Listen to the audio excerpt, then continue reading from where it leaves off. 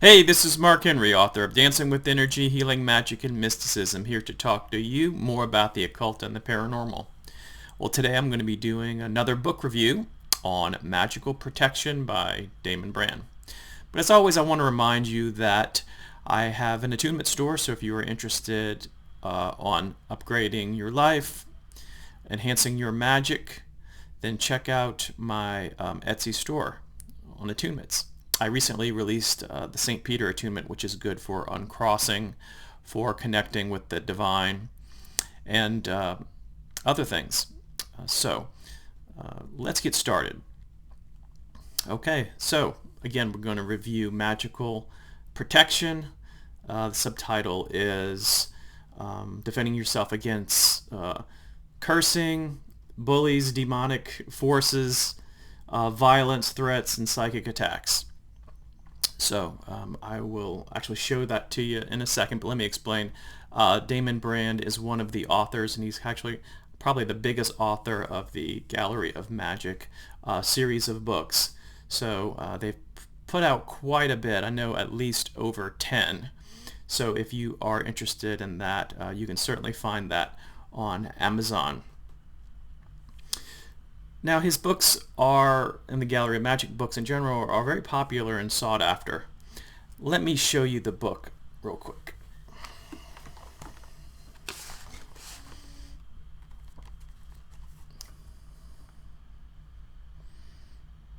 Okay, and this is the back, which kind of talks a little bit more about kind of what's in store for you.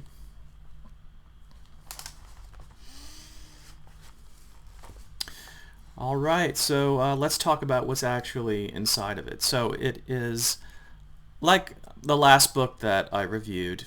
I believe it was, the previous week. That this one is about 105 pages and 34 chapters, bite-sized chapters, so they're rather thin. It starts out by discussing the symptoms of psychic attack, which are varied. So it could be things like feeling unwell for a period of time, in concert with things like feelings of dread, feeling of being watched, feelings of things not being right, host of bad luck, tiredness. And a lot of this, when these symptoms are when you kind of look at your life and what you're doing, it isn't clear that you're directly causing any of this or making bad choices. It just kind of shows up.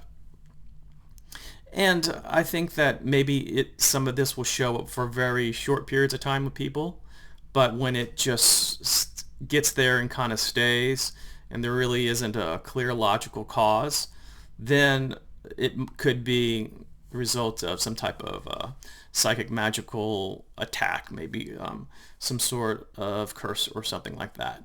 But my thinking is that to never just jump to that as a first conclusion, because there are a lot of reasons why things happen to people, and what you really need to do is to kind of sit and collect data and then come up with the right conclusion. Because if you treat the illness with the wrong thing, then you're not going to get anywhere. So those, among others, are the symptoms of psychic magical attack. Now, they go from here and they discuss banishing. So banishing is basically telling a spirit, an energy, some type of force to basically F off, right? It serves a purpose of clearing your aura, use it to clear space, especially important before you actually start a ritual. And what it does also is if you are under some type of threat or attack, then it will limit and mitigate some of the effects that you feel. So it's always good to do it. It's suggested that you do it every day. But you don't necessarily want to do it after a ritual, because it's like doing a ritual, calling spirit and saying, okay, F off, right? So that's not a good way to do it. You do it before a ritual, because you need those forces and energies. So you don't really want to just clear them out by force. Another thing is that he talks about is the sword banishing. So he goes through a brief ritual called the sword banishing, which only takes probably a minute or two, and it is about calling forth some angels, and to suggested that you do it for every day, like I mentioned. Now the second part of this, so it starts with the sword banishing, and then we go into the master protection ritual. So it's kind of like initially a two-pronged approach. So once you kind of clear everything and clean everything in a sense, then now you have to upgrade your actual protection. It's suggested that you do the master protection ritual that they outlined for 33 days. And it is pretty simple, like the sword banishing. It only takes probably around 5 minutes. And it amounts to having a sigil, scanning the sigil. You're going to be calling forth some genius spirits to provide protection. So the sword banishing, master protection ritual, and they're both preliminary rituals for the more, I guess, what you're going to be focusing your laser-like attention on. Maybe you have a specific problem, a certain situation, and the rest of the book goes into that. But first they want you to do the banishing ritual and the master protection ritual. So what are the specific rituals? Well, after those chapters, after they talk about the two preliminary rituals, there are 20 rituals that follow. And like I said, they're simple, they're easy. And what it amounts to is basically there's a sigil, scan the sigil, say the names of power, and there might be some type of quick visualization or conjuring up a feeling in order to direct it. And at the very end, there is a guide for pronunciation, because there are some, I believe there's some Kabbalistic angels in there, and you certainly want to pronounce them correctly. So it kind of goes through that last chapter about, how to say them appropriately. And that is about it. So pros and cons. The pros are, like I mentioned, the rituals are simple and easy. He gives you just enough theory to be able to, kind of understand what's going on. So it's in the same way, it's kind of like the last video that I did.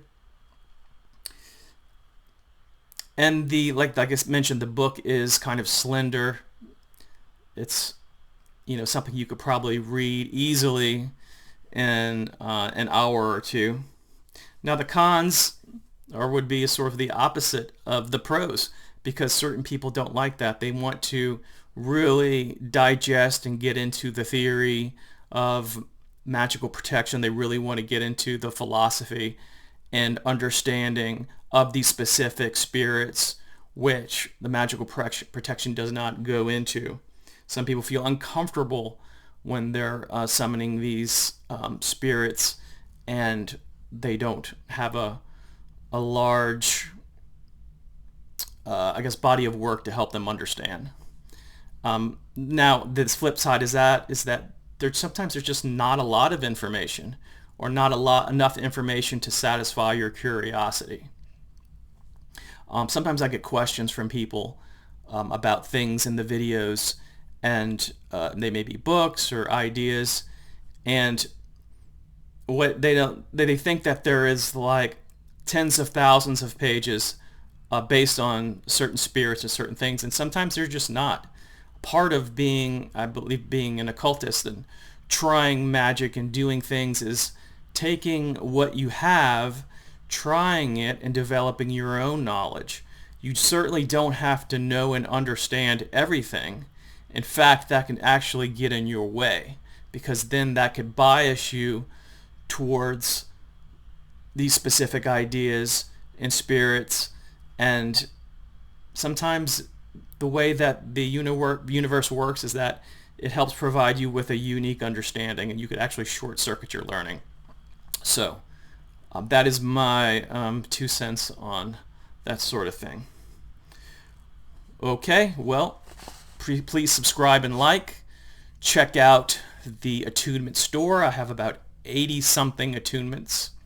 And like I mentioned, St. Peter is the last one that I did for those people who really enjoy working with spirits of the gates. So I'll talk to you later. Have a good weekend.